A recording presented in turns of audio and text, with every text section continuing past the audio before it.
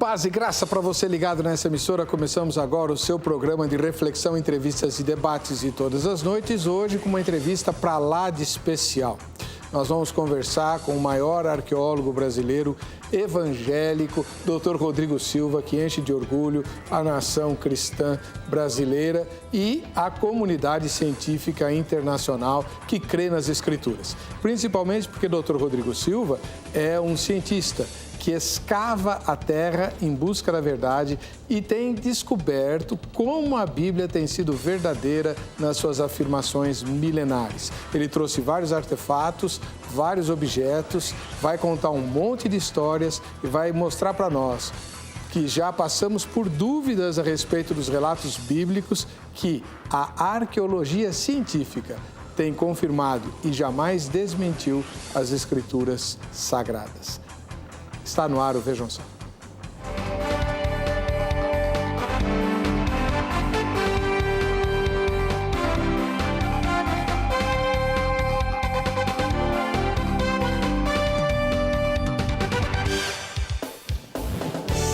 Olá, com muita alegria começamos em nome da Academia Teológica da Graça de Deus, a AGRADE, mais essa edição do programa Vejam Só, uma edição muito especial, na medida em que mais uma vez contamos com a presença do Dr. Rodrigo Silva, que também é pastor, evangélico, obviamente, né? E cientista. Ele é arqueólogo, renomadíssimo, já passou pela grande mídia, inclusive foi entrevistado várias vezes pelo Jô Soares. Eu tive o privilégio de assistir as entrevistas, emocionou o Jô Soares, mostrando a veracidade das Escrituras por meio das descobertas arqueológicas. Seja muito bem-vindo, doutor Rodrigo, paz e graça.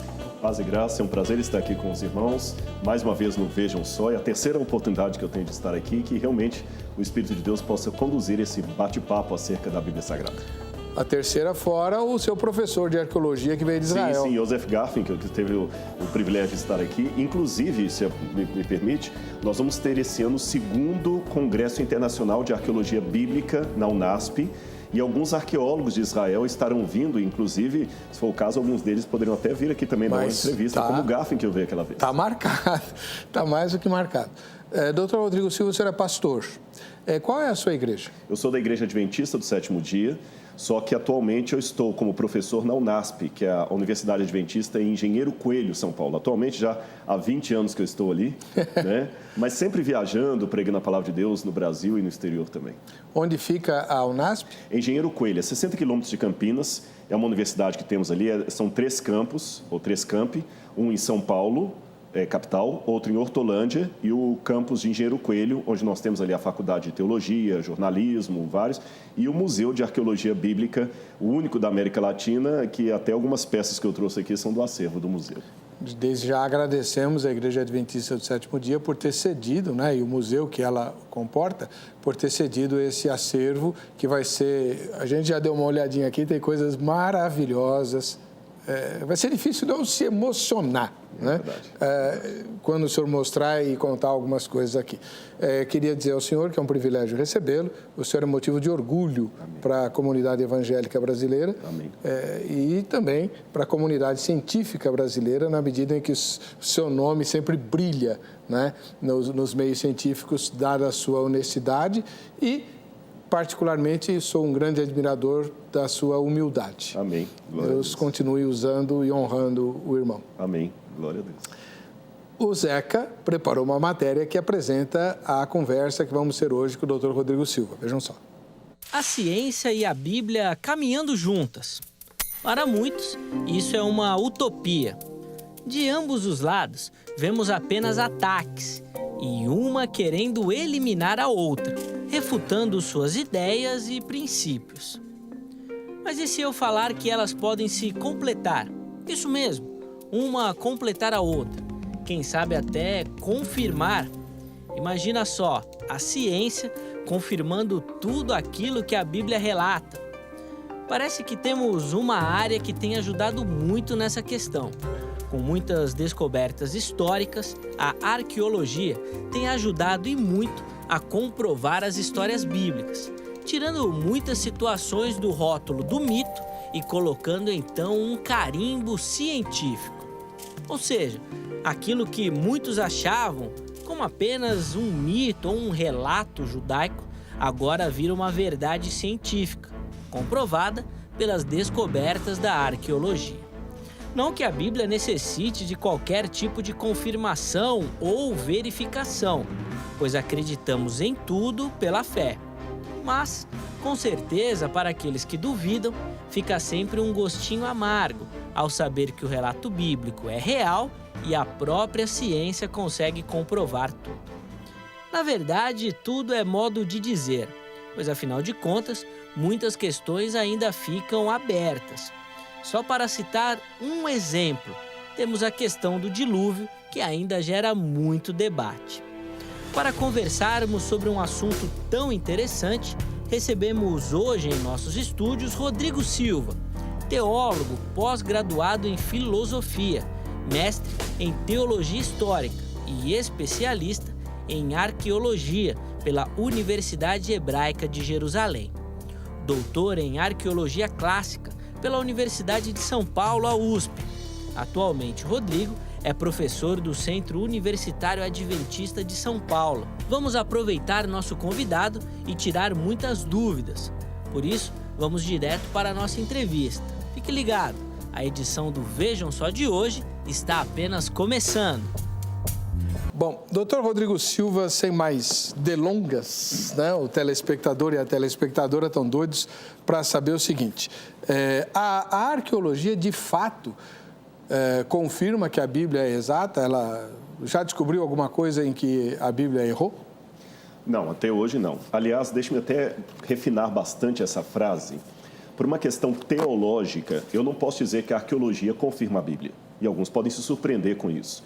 É porque a Bíblia, ela é a palavra de Deus. E como palavra de Deus, a autoridade maior vem do próprio Deus. Deus não precisa de ninguém que valide a sua palavra.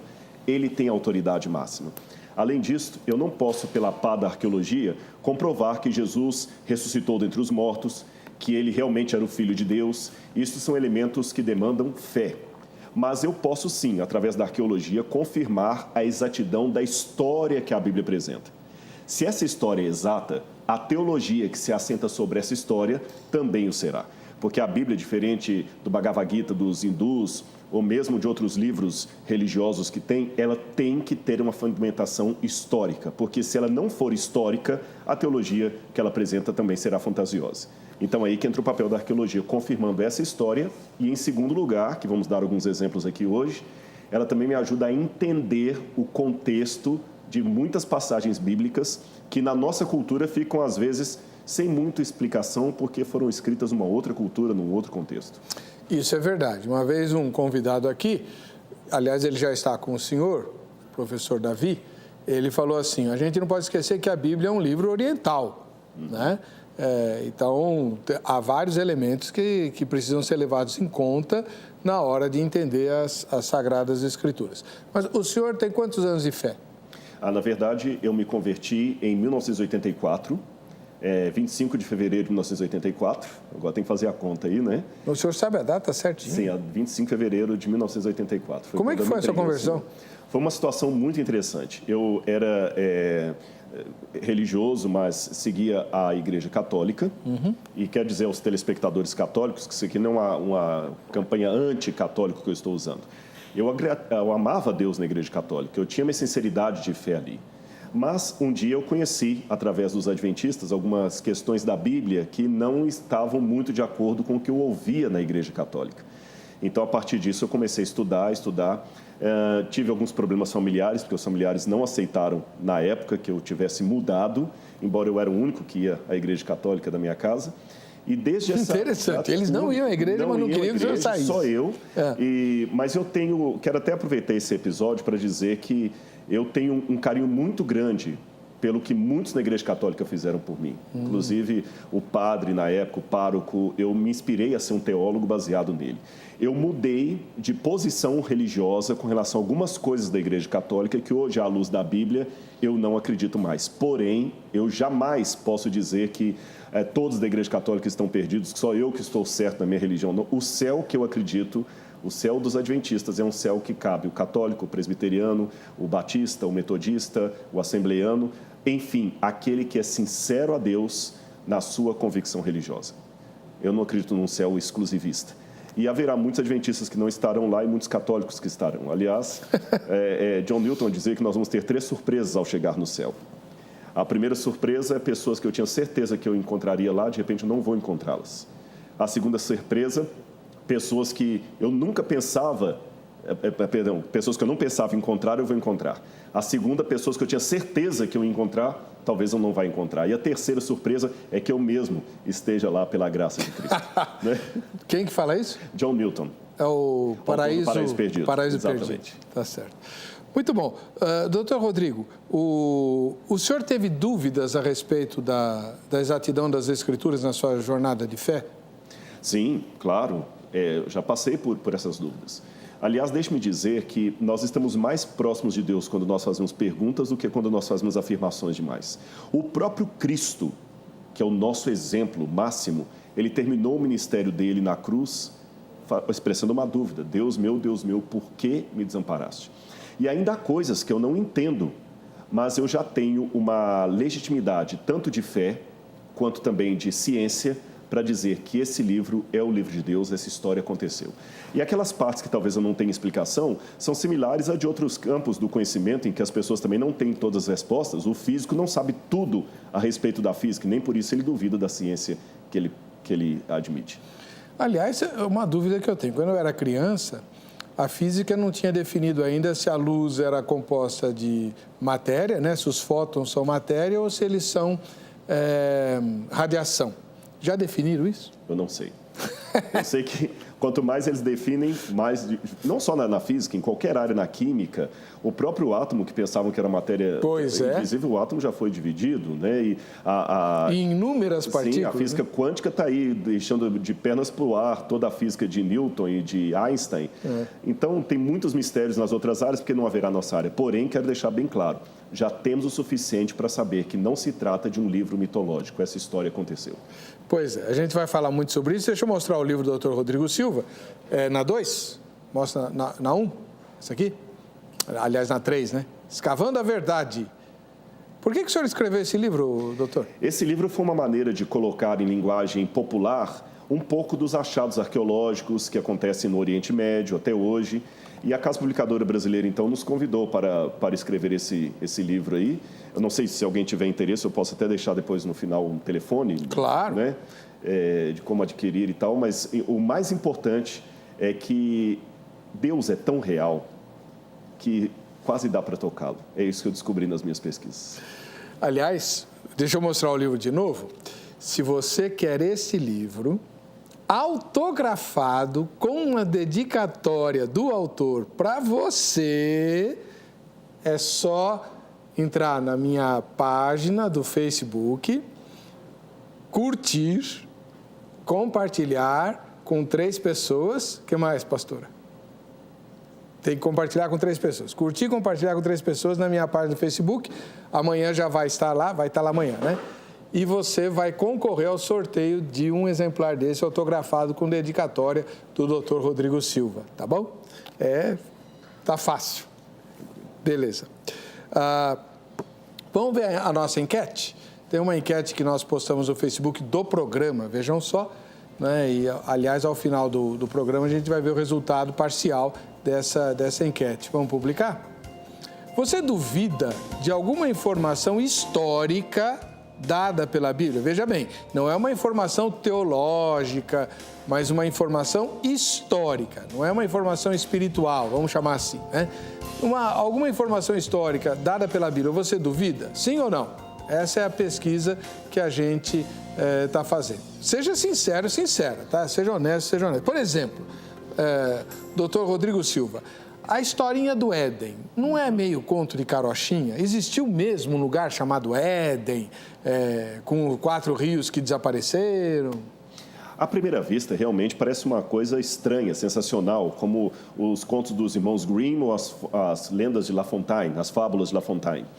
Mas nós temos alguns critérios. Em primeiro lugar, eu não posso dizer que algo é estranho ou ilegítimo só porque é difícil para a minha cultura assimilar. Primeira coisa que eu tenho que levar em consideração quando eu examino um documento passado. Aquele documento, ele tem outros testemunhos que falam dele, Então, se eu tenho outros testemunhos, aumenta o grau de veracidade deles. Então, vou colocar um exemplo. A Ilíada de Homero. A Ilíada de Homero, ela tem mais possibilidade de ter acontecido do que a história de Atlântida. Porque Platão escreveu de Atlântida, mas ninguém nunca ouviu falar de Atlântida, nunca encontraram Atlântida, nem nada relacionado a Atlântida. Então, Atlântida, o grau de possibilidade histórica é quase zero. A Ilíada de Homero já tem um grau de possibilidade maior. Por quê? Porque Heinrich Schliemann, escavando na Turquia, encontrou a cidade de Troia, que menciona na Ilíada de Homero. Então, o grau de chance da Ilíada de Homero em relação ao conto de Atlântida é maior. Porém, a vida dos 12 Césares de Suetônio tem um grau de confiabilidade maior, porque ali eu encontro não apenas Roma, mas personagens mencionados nos livros romanos, ou seja, os imperadores. Então, o grau de confiança histórica é maior. Você percebeu? Eu vi desde de um elemento histórico que eu não tenho nada, algo que eu tenho pelo menos a cidade, e algo que eu tenho a cidade e os personagens. Certo. Vamos pegar agora a Bíblia, o livro do Gênesis. Eu tenho testemunhos fora do Gênesis a respeito do Éden? Claro que eu tenho. Quando você estuda a mais antiga escrita da humanidade, você descobre que a escrita foi inventada na Suméria, região hoje mais ou menos do Iraque e da Síria, ali entre o rio Tigre e Eufrates. Qual foi o primeiro documento que o ser humano deixou escrito? Foi a escrita cuneiforme. Quando nós investigamos aqueles tabletes ali, nós descobrimos que eles falam que eram descendentes daqueles que sobreviveram ao grande dilúvio. E um dilúvio que ocorreu destruindo a terra de Dilmun. Dilmun, em acadiano, significa, em sumeriano, melhor dizendo, significa a terra que fica no Oriente. E no Oriente é onde Deus colocou o Éden. E diz que ali no Oriente havia um lugar paradisíaco chamado Edenu. Mesmo quem não sabe acadiano ou hebraico percebe a semelhança com a palavra Éden. E ali havia um casal e o homem chamava-se Adam ou Adamá, ou Admuse. O senhor está falando da Bíblia ou dos tabletes? Estou falando dos tabletes. Uma história muito semelhante da Bíblia. Adamu nos tabletes? Adamu, Admuse, que os tabletes mudam às vezes o nome, né? Admuse, Adapa. E que eles perderam o direito ao paraíso porque comeram um fruto proibido. Não, isso não está nos tabletes. Está nos tabletes datados de 2.300 anos antes de Cristo. A coisa é tão séria que os críticos da Bíblia antes diziam que a Bíblia inventou essa história. Agora dizem que ela copiou. Bíblia plagiou, copiou. Mas eu poderia dar todo um programa aqui argumentando literariamente que a Bíblia não plagiou. E não somente isso. Até Levi-Strauss, que era ateu, admitiu uma coisa que o deixava assombrado, que a mesma história que aparece no Gênesis, falando de Adão e Eva, encontra-se não só no Oriente Médio, mas em etnias do mundo inteiro, até entre os incas, maias, astecas, até entre o povo que vivia na antiga Normandia, os ancestrais da Noruega. Você encontra isso também na Ásia Menor, você encontra na África. Em vários povos você encontra a mesma história, com os elementos ali centrais. O que dá a entender que houve realmente algo ali que se tornou berço cultural de toda a humanidade. É óbvio que você também está querendo ver objetos. Nós vamos, eu não sei quanto tempo tem ainda esse bloco? Esse tempo, nesse bloco aqui? No próximo bloco eu vou mostrar para você uma peça do Egito com desenhos que o doutor diz que são comunicações, né? E você vai entender por que Deus fala com Moisés. A primeira frase de Deus a Moisés está explicada nesse tablete egípcio. Já, voltamos com Vejam Só.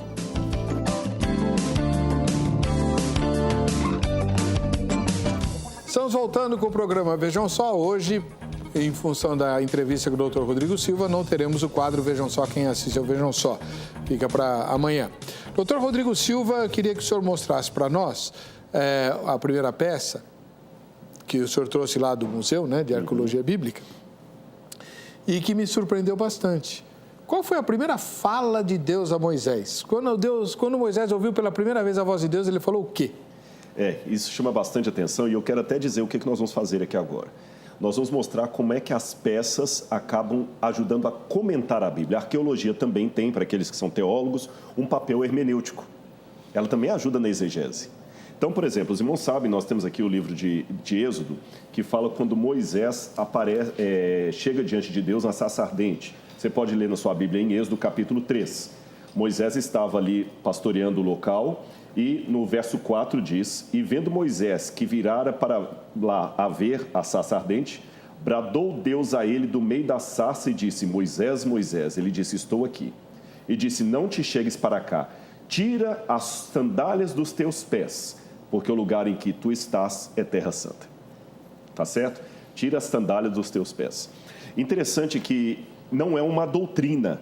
Eu, pelo menos na igreja adventista, nós não tiramos o sapato para entrar na igreja, e eu presumo que na presbiteriana também não, nem na Internacional da Graça.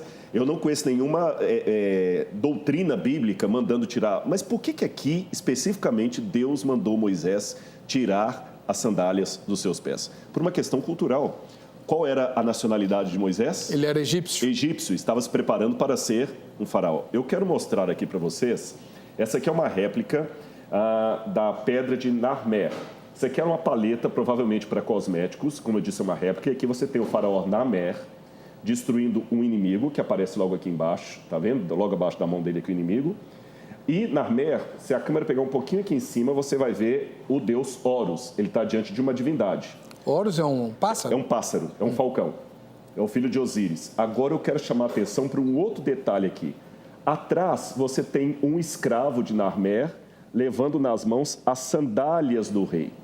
E o faraó está descalço. Por quê? Na cultura egípcia, quando você estava diante de uma divindade, você tinha que tirar os sapatos. Que legal. Você tinha que tirar os sapatos. É lógico que havia casos, por exemplo, em que os sacerdotes colocavam uma sandália branca quando estavam fazendo os seus cerimoniais. Mas se uma divindade aparecesse em pessoa para você, você tinha que tirar os sapatos. Por isso que aqui ele está diante de Horus e tira o sapato e tem um empregado dele segurando as sandálias. Moisés, então, sabendo disso, Deus pediu a mesma coisa. Agora, eu sei que alguém em casa pode perguntar, Deus estava endossando um ritual pagão? Porque isso é paganismo. Não, não é que Deus estava endossando um ritual pagão. O que você precisa entender em casa, e todos nós, é que Deus é, acima de tudo, didático. O exemplo maior está no próprio Senhor Jesus.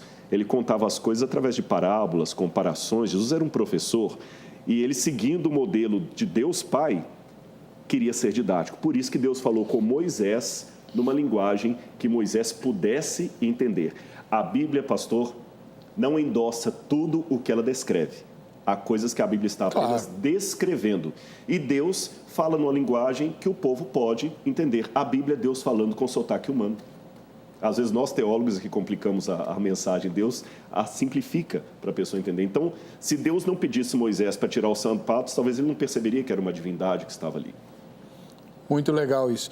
Por falar, isso aconteceu no Sinai, não é isso? No Sinai, exatamente. Para o senhor, o Sinai fica aonde? Porque tem uma discussão aí até antiga, que o Sinai ficaria na Arábia, não sei, um negócio assim. Na verdade, existe um pseudo-arqueólogo que já morreu, chamado Ron Wyatt, que foi um dos que colocou isso aí, que na Arábia ficaria o verdadeiro Sinai, e ele só pega uma passagem de Paulo, quando ele fala dos dois montes de Deus, né? Gálatas.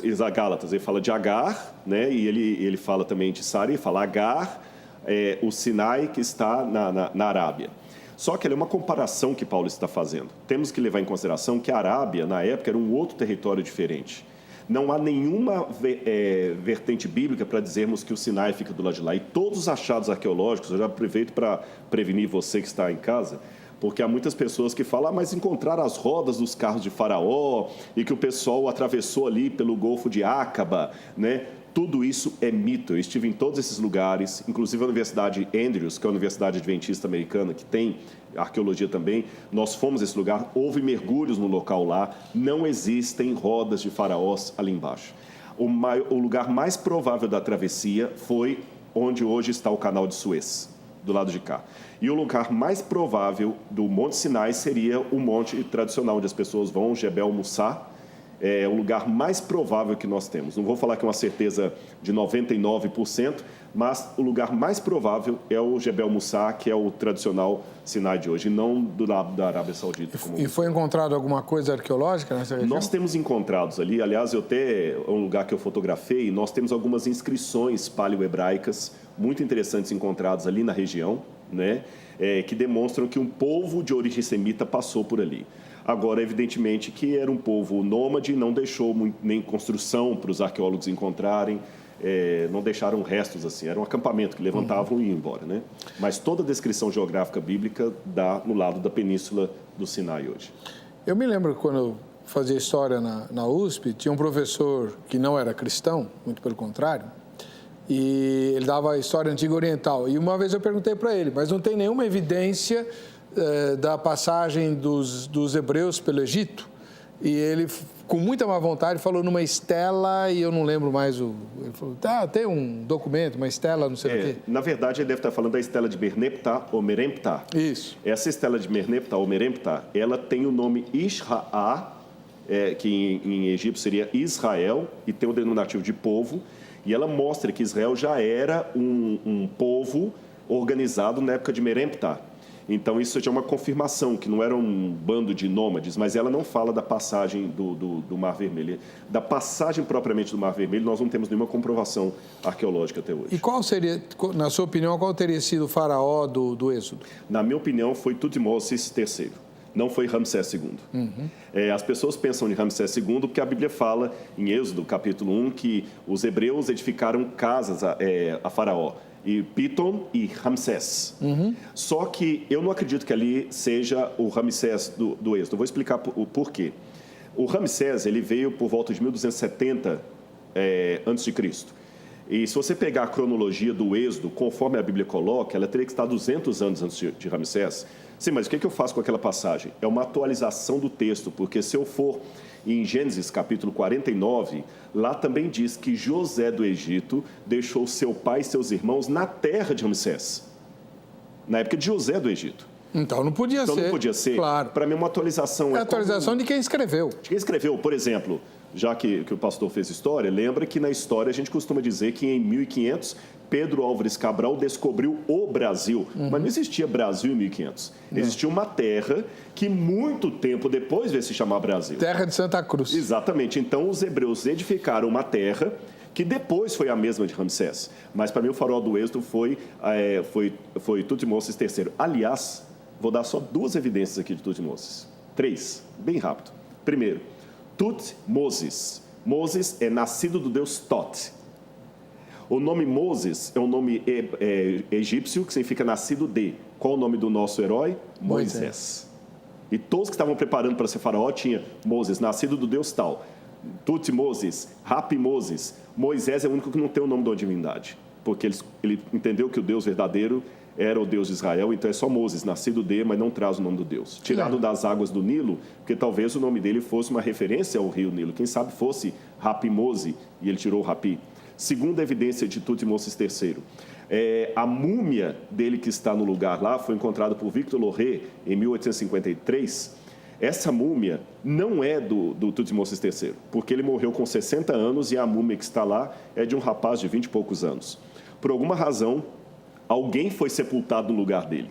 E por que razão? Terceira evidência, na própria tumba dele tem a oração da Amduat, a oração das passagens no mundo dos mortos, e a 12ª Amduat é uma oração pedindo clemência por aqueles que morreram com o faraó na grande inundação, não tendo seus corpos sepultados. Para mim, isso é uma evidência realmente do super... Repete a oração, porque essa é forte. Inclusive, nesse livro aí, quem ganhar vai poder ver, eu tenho uma tradução dessa oração lá, a oração da Amduat. Ele pede aos deuses que protejam a multidão que morreu com o faraó nas águas sem poderem ser sepultados. Mar Vermelho. Mar Vermelho, com certeza. Só não vê quem não quer. Exatamente. E o próprio faraó que morreu nas águas do Mar Vermelho... Não está lá. Não tem múmia. Sepultaram alguém no lugar dele, que não ele mesmo. Ai. O primogênito dele também morreu antes do pai. Que legal. É fascinante, né? Claro. O senhor não se emociona quando... Com certeza. Eu já fui 22 vezes a Israel. E não tem uma vez que eu não vá lá que eu não me emocione. Aliás, eu posso até dizer uma coisa para todos que estão em casa. Eu digo para os meus alunos e digo para você também. Tudo isso aqui, se não virar almas para os pés de Cristo, não é teologia, é teodiceia. Ou teologismo. Tudo que eu estou falando isso aqui tem que levar pessoas aos pés de Cristo. Então, não me emociono apenas com a história, porque é a história do meu Salvador. É como se fosse um álbum de fotografias de alguém que eu amo muito. Bom, já que nós estamos falando do Egito, vamos mostrar esse papiro. Sim. E quando eu falo álbum de fotografias, não quer dizer no sentido da idolatria pela terra. É no sentido realmente de saber que o meu Senhor passou por ali, você entende? Claro. E eu vou pedir a ajuda do pastor para... Aqui, ó, pega de um canto, eu pego do outro. Nós vamos mostrar nessa câmera aqui. Você está vendo em casa uma réplica de um papiro egípcio, tá bom? E aqui você tem o deus Osíris e aqui você tem alguém diante de Osíris. Do lado dele, eu tenho a deusa Hathor. Daqui a pouco eu vou falar sobre ela, a deusa vaca. E aqui você tem o mesmo indivíduo, é como se fosse uma história em quadrinhos, entregando para a deusa Hathor o coração dele. E aqui você tem a deusa Maat, a deusa da justiça, e o mesmo indivíduo levado por Horus diante da deusa Maat. Então você vê o mesmo indivíduo em várias partes da vida dele no pós-morte. Por que ele está entregando o coração ali? Porque o coração foi pesado e não foi achado em falta. Os egípcios acreditavam que, no juízo final, o seu coração ia diante da deusa Maat e ele denunciaria os seus pecados. Mas tinha uma forma de driblar os deuses, de não ser condenado, independente de quantos pecados você tivesse. E qual era essa forma? Quando você era mumificado, ao invés de ter o seu coração dentro da múmia, o único órgão que deveria permanecer dentro da múmia era o coração. Os outros todos eram tirados. Mas o coração, ao invés de ser devolvido para a múmia, eles colocavam um besouro de pedra como esse aqui, ó, um escaravelho de pedra. Esse besouro de pedra que vocês estão vendo aqui, ele é curioso porque ele tem mais ou menos o tamanho de um coração e no outro lado dele aqui você tem inscrições hieroglíficas. Essas inscrições trazem o nome real do deus egípcio. Então, no dia da morte dele, o deus egípcio era enganado, porque ele tiraria esse besouro de pedra do coração, levaria para a deusa Maat. Como pedra não fala nada, os pecados da pessoa não seriam denunciados. Então, ter um coração de pedra, na mentalidade egípcia, era a garantia de ter a vida que você quisesse, que você não seria condenado. Deus, então, falou com Moisés: eu endurecerei o coração de Faraó. Não é que Deus mesmo endureceu, aquilo é uma figura de linguagem do hebraico para dizer: Faraó está confiando no besouro de pedra dele, por isso que ele não vai deixar o povo do Egito sair. Mas eu vou colocar as minhas pragas sobre Faraó. E Faraó ficava tranquilo, mesmo o povo apanhando, porque ele confiava no coração de pedra. E a Bíblia usa essa linguagem: eu tirarei o coração de pedra e vos darei um coração de carne. Que benção, coisa... Isso realmente a gente não sabia e não aprende no seminário, né? Precisava aprender. Tem aula de arqueologia. Tem tanta discussão sobre esse negócio de Deus endurecer o coração do faraó, está aí. Sim. Uma... E vou explicar aqui numa frase isso. Você sabe que a língua ela é viva e ela tem expressões idiomáticas. Por exemplo, eu, como adventista, presumo que o pastor Heber também, você que está em casa, acreditamos na onipresença de Deus, correto?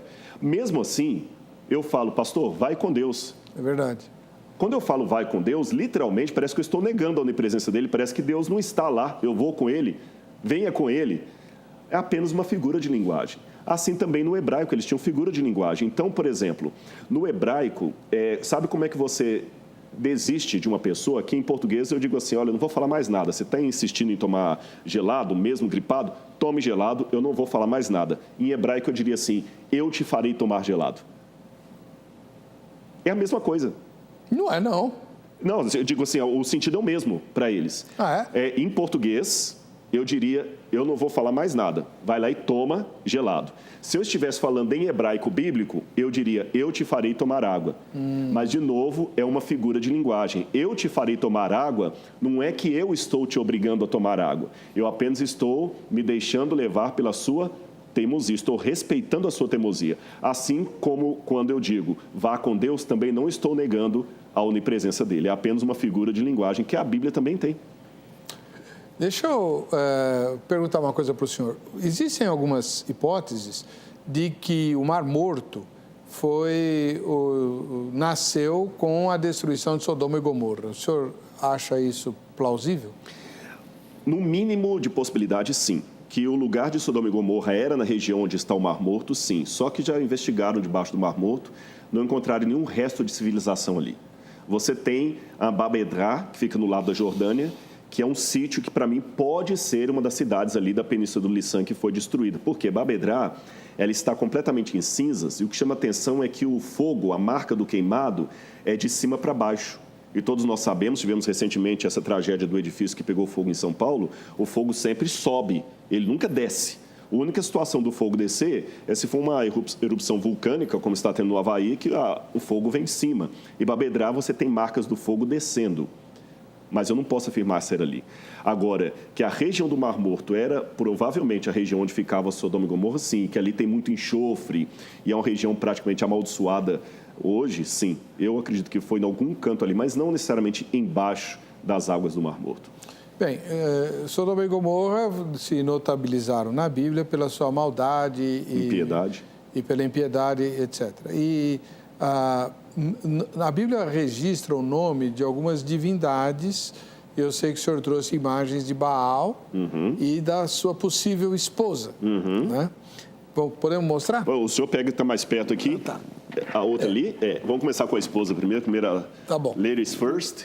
Essa aqui é original. Tá bom? Ela está até com... Isso aqui é uma Áshera fenícia. Vocês talvez estão mais acostumados na Bíblia com o nome Azera, né? Mas em hebraico é Áshera. Então você vê que ela aparece com a cabeça de um pássaro, que às vezes aparece... É interessante. Às vezes eles misturavam a divindade com... E aqui tem menorzinho o marido dela, Baal, bem aqui do lado, tá vendo? Baal, os dois fenícios, que hoje seria do Líbano. Baal e Áshera. Áshera, essas duas divindades foram muito cultuadas em Israel, em apostasia, claro, durante o período da monarquia. E uma das estatuetas que nós encontramos muito em sítio arqueológico é essa aqui. A Áshera montada numa besta. E a Áshera, às vezes, era apresentada como uma prostituta. Existe um hino encontrado em Ugarit que fala assim, Áshera entra no reino de El. Ela entra como uma grande prostituta adornada com pérolas e ela está dando o seu vinho para todos os reis da terra. Esse é Apocalipse. Apocalipse. Quando João vê uma prostituta montada numa besta, se embebedando, quem era daquela época e leu, percebeu, isso aqui é alguma apostasia do povo de Deus. Porque, é curioso, antes do cativeiro da Babilônia, eu encontro várias dessas estatuetas em assentamentos israelitas. Depois do cativeiro da Babilônia, nós não achamos mais. E uma das coisas que eles foram para o cativeiro foi justamente a apostasia e a idolatria. Agora eu vou mais. Se a gente pegar... Hoje tem muitas tradições apocalípticas modernas, eu não quero entrar no mérito aqui, mas só um detalhe. Se a gente pegar Lutero, Calvino, Zwinglio e tudo mais, eles tinham uma interpretação do Apocalipse como sendo algo relacionado à Europa e ao poder europeu, que dominava o cristianismo. Curioso que Áshera foi cultuada em vários povos, inclusive pelos egípcios, inclusive pelos gregos também. Os gregos contavam de uma mulher que, seduzida por Zeus, abandonou seu marido e entrou no mar, numa besta, que Zeus dá, besta é um animal de carga, e essa mulher sai do mar. Só que Áshera foi cultuada com outros nomes. Nos babilônios ela é chamada de Ishtar. E sabe como é que os egípcios, os gregos a chamavam? Europa. Aqui que veio a origem do nome Europa. Então, quem lia o Apocalipse no primeiro século e era judeu, lembrava das apostasias do Antigo Testamento, que levou o povo ao cativeiro. E quando João fala de Babilônia mística, misturada com a mulher prostituta que sai do mar, João entendeu que era uma grande apostasia no meio do povo de Deus, de alguma maneira ligada a Roma e ao continente europeu. Não tenha dúvida. Bom, deixa eu pegar... Quanto tempo ainda tem nesse bloco, Angélica, por favor? Nós temos alguns comentários dos telespectadores. O Ryan, ele diz assim, sim, nenhum historiador concorda com os relatos bíblicos do período davídico, por exemplo. Os egípcios falam dos hebreus somente 2 vezes na história e não falam do êxodo deles. Muitas outras coisas, porém, não me fazem ter menos fé na Bíblia e em Deus. Bom, essa questão do êxodo o senhor já explicou. Mas e essa questão do período davídico? De fato, algumas, sei lá, acho que uns 10, 20 anos atrás, uma revista pseudocientífica que saía nas bancas, né? Eu sei que eu lia muito essa revista. Eu lia muito essa revista. Então, ela falava que Davi nunca tinha sido rei, ele era no máximo um chefe tribal, não sei o quê. Não, era pior, até diziam que Davi nem existiu nessa época, há 20, 30 anos atrás. Por quê? Antes, deixa-me só dar uma explicação para o telespectador em casa. O arqueólogo, seja ele um arqueólogo bíblico, arqueólogo da Grécia, de Roma, ele tem que acostumar a trabalhar com fragmentos de história. Tá certo? porque são milhares de anos. O Brasil é um país que tem 500 anos de história, então o máximo que eu vou encontrar aqui é sambaqui antigo ou coisa indígena. A gente não vai encontrar coisas assim de 2.000 anos, como Israel, 3.000 anos. Então, a gente entende que o tempo é um inimigo disso aí, né? Guerras, terremotos. Então, não vou encontrar tudo bonitinho, são fragmentos de história, tanto de Davi como de qualquer outro. Muito bem, eles diziam que Davi nunca existiu, que era um mito da Bíblia. Até que Avram Viram estava escavando num sítio chamado Tel Dan, que fica no norte de Israel, e encontrou uma estela onde tem o nome Beit David. Beit David, em hebraico ou aramaico, significa a casa de Davi. Uma expressão que aparece na Bíblia relacionando a dinastia davídica. Então, existia um Davi. Os críticos, então, que diziam que Davi nunca existiu, admitiram que ele existiu. Mas continuaram afirmando. Aí que vem a questão. Ele era um líder tribal, um bandoleiro, como no máximo um lampião. Nada mais do que isso. Só que, qual que eles argumentavam? Se Davi existiu e foi rei de um grande império e Salomão também unificado, onde é que estão as inscrições, os monumentos deixados por eles? Realmente, a gente não encontrou nenhuma pedra falando o nome de Salomão, nenhum monumento, isso aqui pertenceu a Davi, nenhum palácio, nada. E aí? Porque você vai nos romanos, você encontra Nero, você vai nos egípcios, você encontra lá, né? Amenhotep III, tem um monte de coisa dele lá e tal. E esse silêncio? Mas aí que está. Quando o professor que esteve aqui, nossa, agora fugiu o nome dele aqui, daqui a pouquinho vem. O que foi entrevistado aqui, Garfinkel, que foi meu professor. Quando o Garfinkel estava escavando em Hirbert Keiafa, ele encontrou uma cidade muito interessante. Essa cidade tinha 2 portas. 2 portas. Não era comum as cidades terem 2 portas, elas só tinham uma porta. A Bíblia fala de uma cidade chamada Searim. Searim, em hebraico, é Sha'araim. Sha'araim é porta dupla. E essa cidade ficava justamente ali, na região onde Davi batalhou com Golias. E a cidade tem um monumento arquitetônico muito parecido com o que encontramos em Azor, que Salomão mandou edificar, que encontramos em Meguido, indicando que realmente havia um reino unificado. Exatamente, nós estamos gravando o programa hoje, eu não sei quando ele vai ao ar. Amanhã, né? Mas essa semana foi encontrada uma cidade com uma grande construção, que eles chamam construção de 4 cômodos, que arqueólogos da Universidade de Bar-Ilan, que são arqueólogos que duvidam da historicidade da Bíblia, admitiram pela primeira vez a possibilidade de ter um reino unificado de Davi. Por quê? Estamos encontrando estruturas muito semelhantes ao longo do reino, identificando um grande império. E, por fim, Eilat Mazar está escavando na parte sul ali do Milo, perto do Templo Monte em Jerusalém, e também descobriu uma grande estrutura que pode ser o Palácio de Davi em Jerusalém. E nessa estrutura encontraram selos comprovando a história de homens relacionados à prisão de Jeremias, provavelmente do profeta Isaías, e outros elementos que confirmam que Jerusalém tinha um grande palácio e todo o país estava unificado por pequenas fortalezas. Então, hoje, nós temos vários argumentos que houve realmente um reino unificado de Davi e Salomão. No próximo bloco, nós vamos mostrar uma pedra usada nas fundas da época de Davi, colhida no território onde Davi brigou com Golias. Não é a pedra que matou Golias, mas é bem parecida, é prima dela. Já a gente volta. Muito bem, estamos de volta com o programa Vejam Só, hoje entrevistando o Dr. Rodrigo Silva, que é arqueólogo cristão e está conversando sobre as descobertas arqueológicas em relação aos relatos das Escrituras Sagradas, né? Doutor Rodrigo, as suas dúvidas, todo mundo que estuda a Bíblia e se começa a se relacionar com Deus, em algum momento começa a ter dúvidas, né? O senhor as tratou como? Na verdade, assim, eu vou falar em forma de parábola, como Jesus fazia, que a parábola ajuda a gente a compreender melhor. Suponhamos que eu tenha um grande padrinho multimilionário e ele fala comigo assim, olha, pode comprar uma peça aqui, pode dar um cheque de $10.000 que eu vou cobrir o seu cheque. Eu dou tranquilo, pela fé, ele tem dinheiro e ele já várias vezes me atendeu no passado. Mas vamos supor que no dia que o cheque vai cair, eu vou na conta no banco e, por alguma razão, o saldo não aparece na conta. Eu não tenho explicação para aquilo, eu vou ficar preocupado. Eu vou tentar ligar para ele, o telefone está desligado. Eu não tenho explicação por que o dinheiro não apareceu.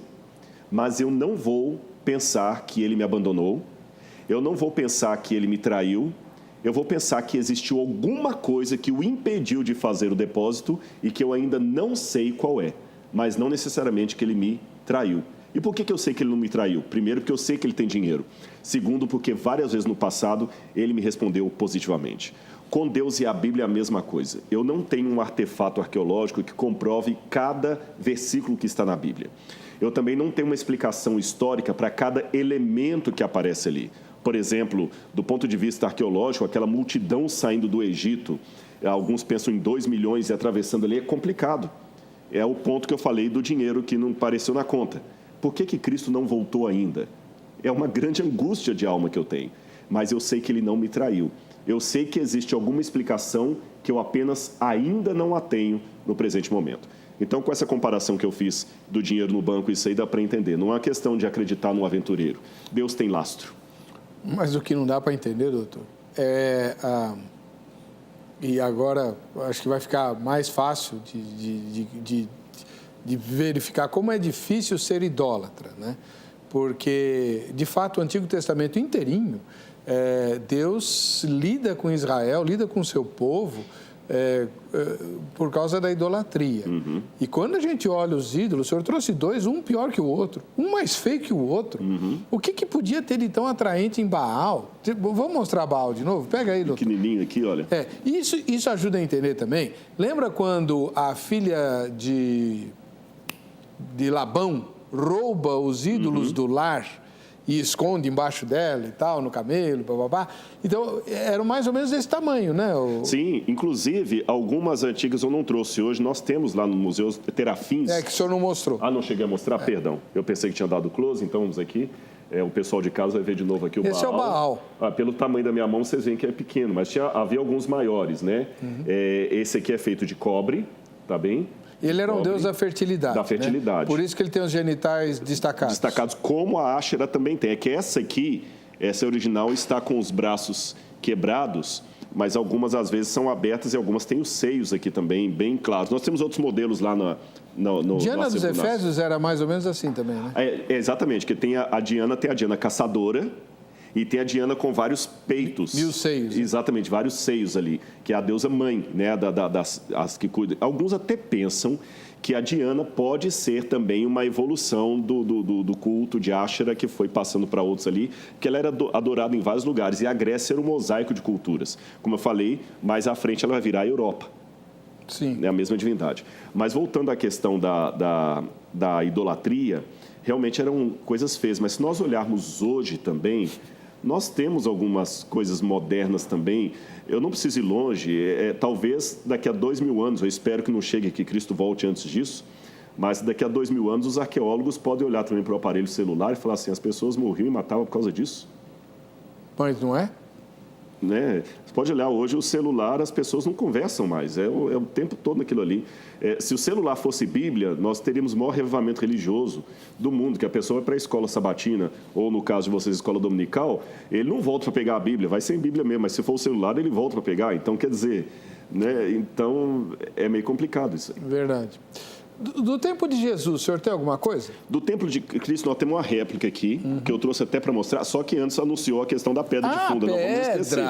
Vamos para o Antigo Testamento, depois a gente vai para a Nova e Eterna Aliança. Vamos lá. Essa aqui é original. Pedra tem história. Essa aqui eu coletei perto do Vale do Elá, tá vendo? Eu quero mostrar para o telespectador que está em casa, ela está quebrada aqui, é um quebrado natural do tempo, tá bom? Ela é quebrada, mas ela originalmente seria completamente redonda, como um pão de queijo, vamos dizer assim. Era uma pedra típica que tem ali no Vale do Elá, ela foi encontrada perto de Ribert Queiafa, no extrato que nós acreditamos que é do período do ferro, estou falando do século X a.C., e ela é da época em que Saul estava ali naquele lugar, lutando contra o exército dos filisteus.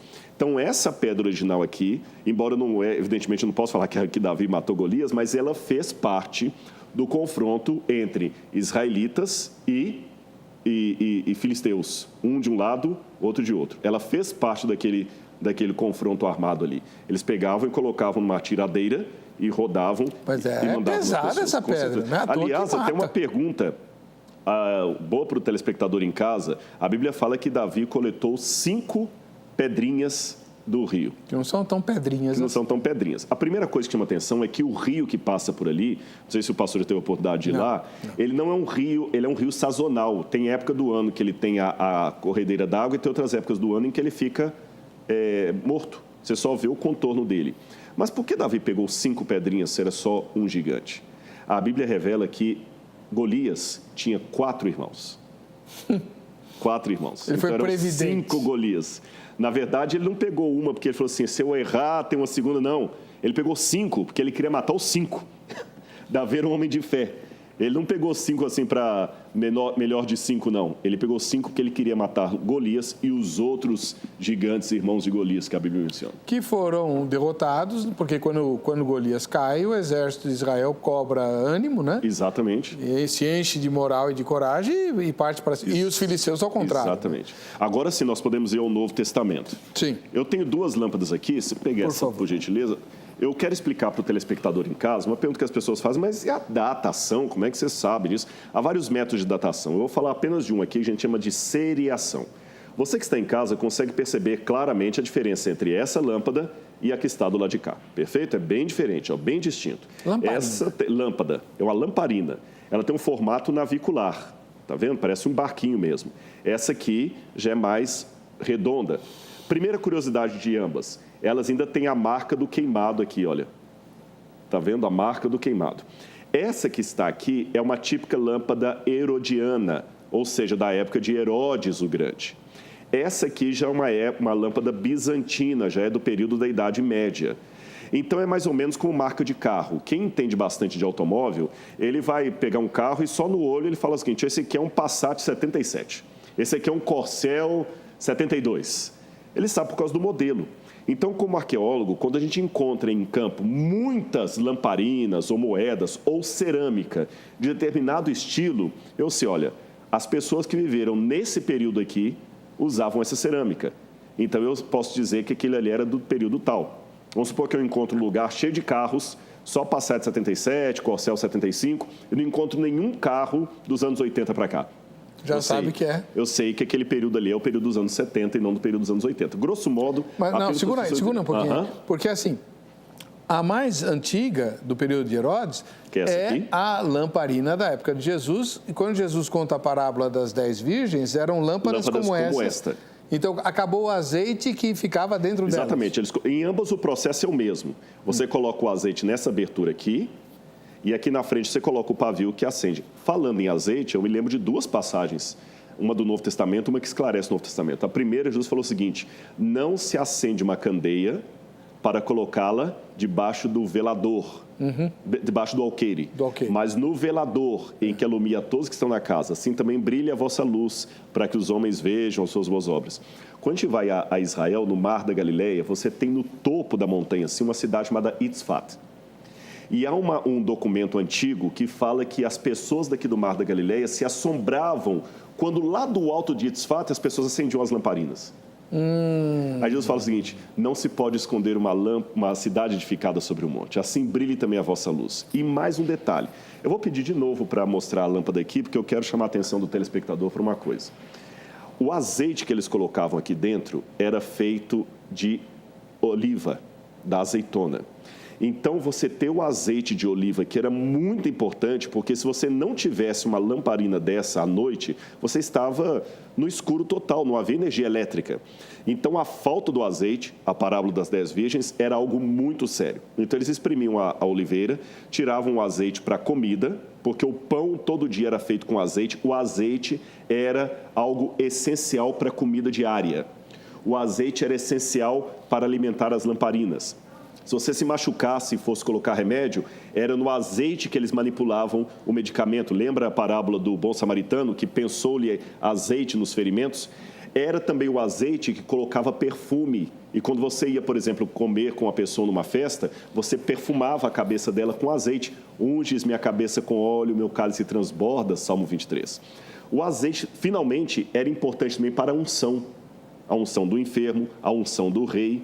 Agora, veja que interessante, quanta coisa era importante o azeite. O azeite não era apenas salada, como a gente tem hoje. Pelo contrário, nem existia salada.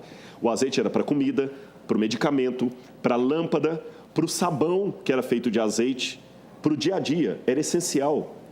E qual é o nome daquele que recebe o azeite na sua cabeça?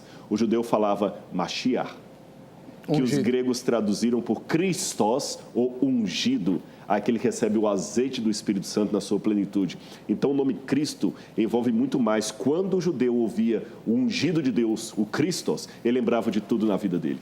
Doutor, e esse objeto aqui? O que é? Aqui a gente precisa voltar no passado. Saímos dos tempos de Cristo e voltamos à época dos faraós. Se você observar em casa, aqui você tem o rosto de uma mulher, mas essa mulher tem uma peculiaridade, além dos cabelos. Ela tem umas orelhinhas de vaca, percebe? Olha bem, a orelha de vaca. Essa aqui é a deusa Hathor, que eu havia mencionado até quando eu mostrei o papiro.